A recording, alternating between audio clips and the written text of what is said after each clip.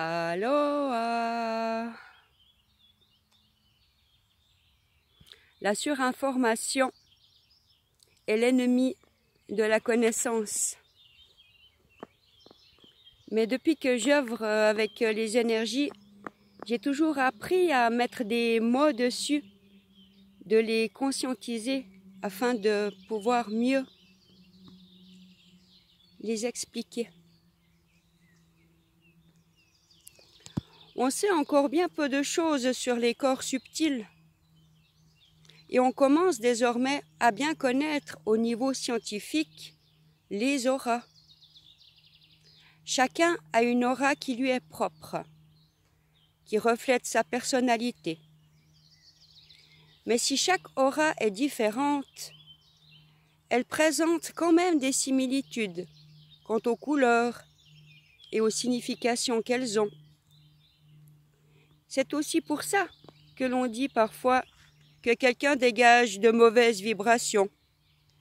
En fait, c'est son aura que l'on sent et les vibrations qui dégagent de ces couleurs. Pourquoi quand nous voyons quelqu'un que nous ne connaissons pas, nous pouvons directement aller vers cette personne et lui parler de choses qui nous tiennent à cœur? Ou pourquoi quand on va vers quelqu'un, on aurait plutôt tendance à faire un pas en arrière? Le corps a des réflexes, car il y a déjà ce champ magnétique qui perçoit les différents corps. Les vibrations basses dans les couleurs discordantes reflètent en général un état d'esprit bas. Mais les couleurs qui donnent de bonnes vibrations sont les couleurs harmonieuses et celles-ci reflètent un bon état d'esprit. L'aura, c'est un peu comme un champ magnétique qui entoure tout ce qui est vivant ou vivace et reflète son état d'esprit. L'aura pourrait se définir, à mes yeux, comme une coquille de lumière. Elle entoure les individus et tous les êtres vivants d'une radiance colorée plus ou moins large, vivante, selon l'état d'âme et de santé de son propriétaire. C'est comme un champ de force dégagé par tout être et il peut être photographié avec une caméra kirliane. Les premières observations remontent au début de l'histoire. Au cours des siècles, on a oscillé entre crédulité et incrédulité, entre connaissances ésotériques raffinées et la charlanterie ou la superstition. Et jusqu'au XIXe siècle, époque à laquelle furent effectuées les premières observations obtenues au moyen d'appareils basés sur la connaissance scientifique d'alors. Mesmer, Leipzig et Reichenbach explorent des voies anciennes avec un esprit scientifique, inventant et construisant la plupart du temps des appareils nécessaires à leur recherche. Depuis le début de notre siècle, la recherche se fait de plus en plus pointue, profitant d'instruments toujours plus sophistiqués. Évoquons donc à ce propos quelques chercheurs, médecins ou scientifiques qui ont travaillé dans ce domaine. Il y a Walter Kilner, Georges de Lavar, Wilhelm Reich, Harold Burr, John Pierre-Ocasse, Barbara Ann Brennan, David Frost, Valérie Hunt, Andrea Pulharich. Faites vos propres recherches sur Google, qui est notre bon ami actuellement. car leurs observations et leurs études associées à tous leurs confrères ont permis de vérifier sur une base scientifique que tout être vivant émet une charge magnétique mesurable et parfois visible grâce à des appareils appropriés ou même grâce à notre troisième œil. Si au lieu de regarder la personne en face, nous fixons son troisième œil ou nous cherchons à découvrir le halo de lumière autour de cette personne, évidemment, cela demande de la patience. Il faut le faire tous les jours un petit peu, de la persévérance. Mais l'aura peut être perceptible également à l'œil humain.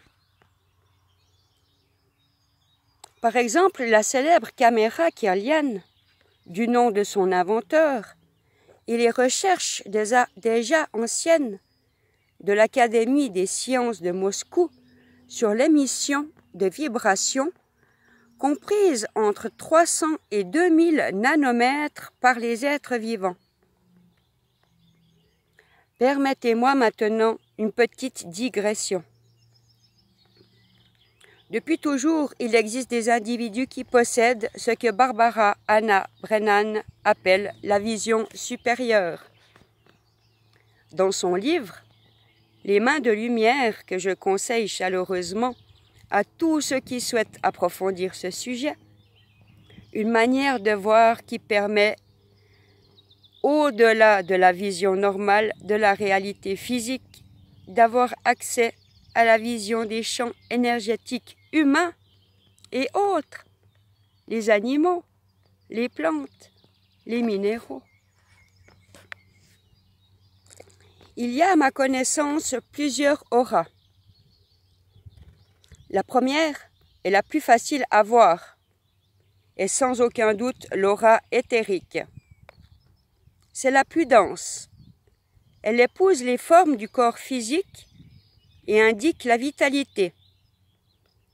Le réseau de lignes lumineuses d'un bleu au gris se situe de 0,5 à 5 cm.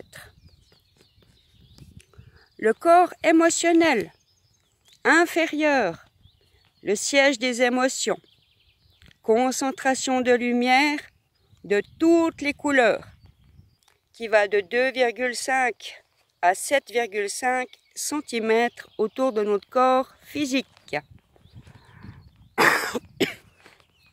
Pardon. En 3, il y a l'aura mentale qui enveloppe les auras précédentes. Cette enveloppe ovoïde semble beaucoup moins perturbée que l'aura précédente. Sa couleur est jaune et va de 7,5 à 20 cm autour de notre corps. En 4, il y a l'aura astrale, qui est la plus instable, car elle varie au fil des émotions qui nous habitent quotidiennement. Évidemment, plus difficile à voir.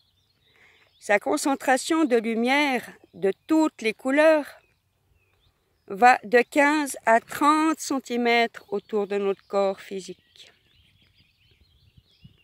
En 5, il y a le corps éthérique, la matrice, notre aspect physique. Les lignes sont transparentes, bleu cobalt, et vont de 45 à 60 cm autour de notre corps.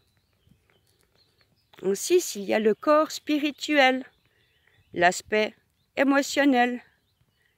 Son rayon de lumière iridescente va de 70 à 90 cm. Et l'aura causale est l'aura où l'on peut déceler l'origine de certaines maladies. Son filament de lumière dorée va de 75 à 100 cm autour de notre corps physique.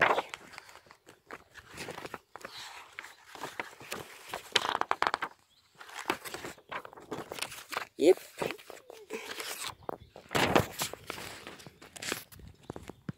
Bien entendu, les dimensions des différents champs ne sont pas fixes et varient selon les individus et aussi selon le moment qu'ils traversent. Cela signifie concrètement que de l'émotion aux maladies, tout a lieu d'abord dans le corps énergétique et se manifeste ensuite au niveau physique. Dans l'aura se trouvent donc les causes de nos maladies, tout comme la représentation énergétique du futur problème physique sous la forme d'énergie bloquée. Au contraire, si une personne est en profonde méditation, l'aura sera beaucoup plus large et les couleurs seront plus vives et brillantes. Toutefois, dans le contexte des médecines alternatives, nous nous intéressons plus au canal énergétique principal, celui qui va de la tête au coccyx, en suivant la colonne vertébrale. Dans ce canal court le flux d'énergie principal, qui va au-delà de la tête et du coccyx, directement relié au 7e aura. Sur ce canal se greffent les chakras, nos tourbillons d'énergie et composant la base avec l'aura et les corps subtils. L'interaction constante du corps énergétique et du corps physique est bien connue de tous les chercheurs et thérapeutes énergéticiens. Il ne peut y avoir une guérison définitive sans que s'opère un changement dans la conscience de la personne traitée. Une aide vraiment importante vient de la mise en pratique de certains idéaux.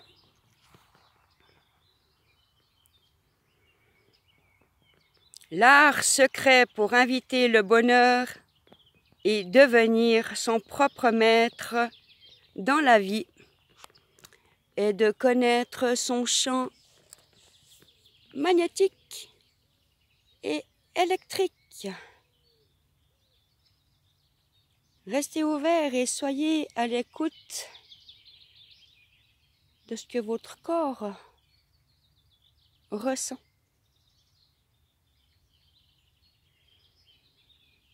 Passez une merveilleuse journée avec une aura éclairante et inspirante.